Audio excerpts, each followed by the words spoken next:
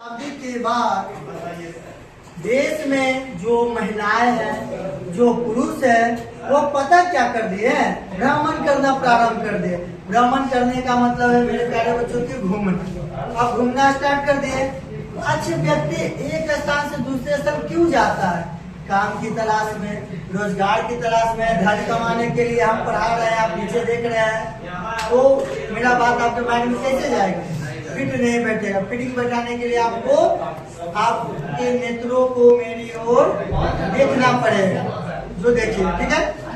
तो मेरे प्यारे बच्चों, महिलाओं और पुरुष जो है, महिलाओं और पुरुष, आप लोग पुरुष ही नहीं थे, काम की तलाश में एक जगह से दूसरे जगह जो भ्रमण करने के लिए निकल गए हैं और जगह जगह तीर्थ यात्रा भ्रमण किए। क्या क्या हुआ? तीर्थ यात्रा भ्रमण किए। अब मान के चलिए कि आप कोई घूमने वाले शहर में गए। कहाँ गए? घूमने वाले शहर में। जैसे कि जो तीर्थ यात्रा पर चले गए, बोध गया। कहाँ गए? या फिर बाबा धाम। कहाँ गए? बाबा धाम। तो बाबा धाम गए बाबा, तो आप एक यात्री है। यात्री किसको? यात्रीगण की क्या ध्यान है? आपने अपने सामानों की सुरक्षा चोर गुंडे डकैत आम आदमी की भेष में इधर उधर घूमते रहते हैं। आपका सामान गायब हो जा रहा है, उसका जिम्मेवारी हमारा है। तो यात्री बन के आप गए। अब आप गए तीर्थ यात्रा पे, तो वहाँ पे बोध गया में आप महाबोधि मंदिर को देखते हैं। कुंडलेश्वर जो गुफा है उसको देखते हैं, पिछलिंगा झील है उसको देखते हैं। अब कोई बच्चा ये गया, अरे इस तालाब पोखर देखा। अब गया तो कोई भूटान टेम्पल देखा। अब कोई 80 फीट के बुद्ध मूर्ति देखा। 80 फीट का जो बुद्ध की मूर्ति है ना, वो तो आप लोग यात्री बन के गए। अब समझिए ना, यही इस चैप्टर में आपको पढ़ना है, समाज के बारे में उनकी समझ।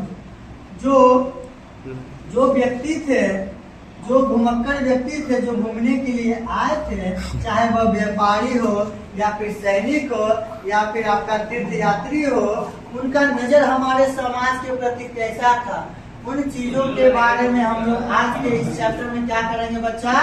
अध्ययन करेंगे विस्तार पूर्वक। समझिए ना। तो सबसे पहले आप लोग जानिएगा अल-बिरूनी कौन था? क्या बच्चा? अल-बिरूनी कौन था?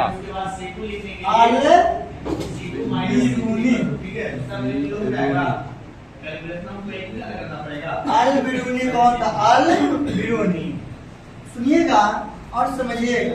देखिए वो अल-बिरूनी, शांति से, कोई दिक्कत नहीं।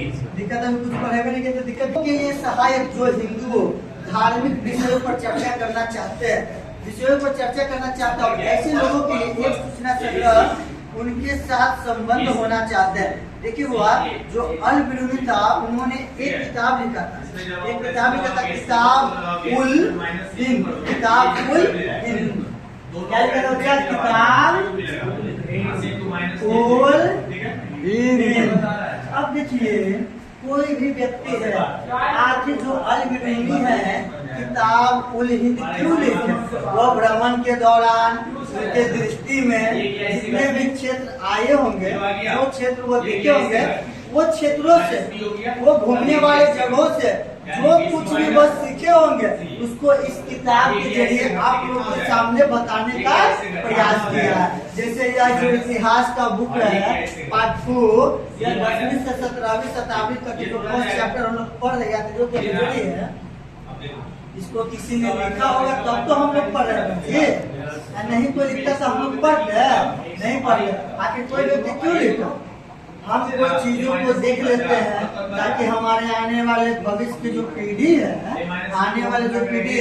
वो भी इन चीजों के बारे में जाने कि हमारे जो पूर्वज है, जो हमारे महात्मा गांधी थे, भारत की आजाद कराने में उनका योगदान किस प्रकार था, भगत सिंह का योगदान किस प्रकार है, आप सभी प्यारे प्यारे बच्चों को अभिषेक का पढ़ाने का योगदान किस प्रकार है, कैसे वो पढ़ाते हैं, अपना बच्चा समझ के पढ़ाते हैं ताकि कोई दिक्कत न हो।